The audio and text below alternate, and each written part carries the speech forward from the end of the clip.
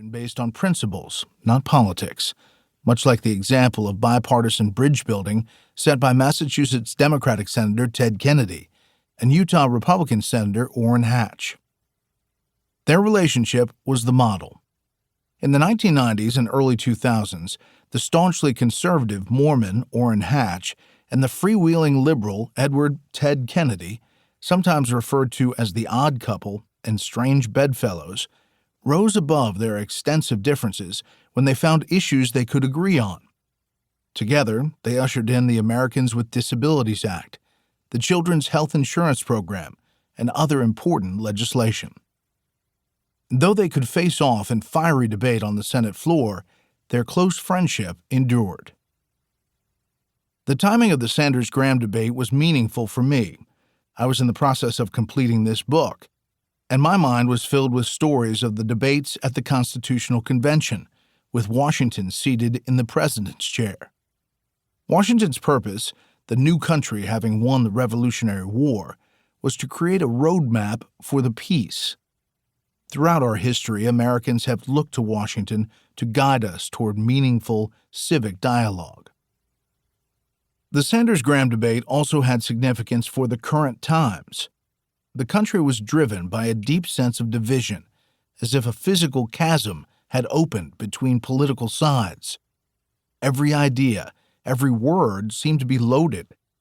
Polls showed that a majority of Americans believed that our democracy was in jeopardy. Depending on their politics, people differed about the reasons for this, but the anxiety was clear. As a journalist traveling across 21st century America, covering these divisions, I heard the question everywhere: is our system of government failing?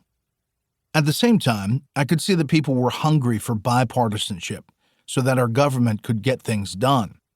And my decision to moderate the bipartisan debate was a response to the hope that this could happen. I continued. For the next hour, we'll try to find common ground through the constructive disagreement and search for bipartisan compromise that have been the hallmark of the U.S. Senate for more than 2 centuries. I was a journalist, but I was also an author, finishing this book about George Washington and the internal conflicts of an emerging nation. I felt as if I was straddling 2 eras, in which the upheavals and rhetoric sounded different in presentation, but were very similar in substance. For example, imagine this scene.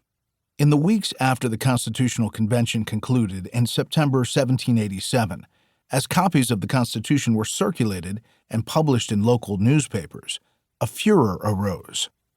2 sides formed.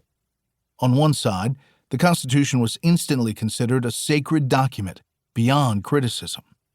Its opponents were said to deserve nothing better than tar and feathers. On the other side, the claws were out, tearing into the document with fevered energy. Many of the dissenters charged that the new form of government was a monarchy in disguise. Our nation, hardly born, was dangerously divided, on the brink of collapse, before it even got started. And yet, by June 21, 1788, 9 of the 13 states had ratified the Constitution, making it the law of the land. The remaining 4 states followed. What had seemed to be insurmountable differences were resolved. Observing this result, Washington, soon to be elected the country's first president, spoke of a new phenomenon in the political and moral world, referring to the powerful sight of citizens in opposition, nevertheless reaching a consensus without resorting to violence. He was right. Ratification of the Constitution was something of a miracle.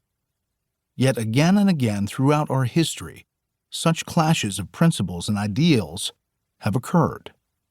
And despite Washington's early optimism, there has been violence, though we've always, as a country, pulled ourselves back from the brink.